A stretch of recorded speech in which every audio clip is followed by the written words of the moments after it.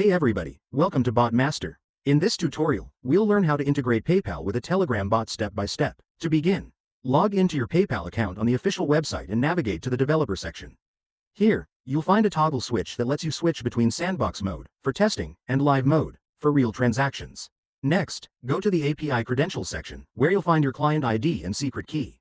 Copy these credentials, as you'll need them for integration. Now, open your Telegram bot's admin panel and go to the payment integration section. Select PayPal as the payment provider, and the bot will prompt you to enter the client ID. Paste the copied client ID, then enter the secret key when prompted. After that, the bot will ask you to choose between live mode or test mode.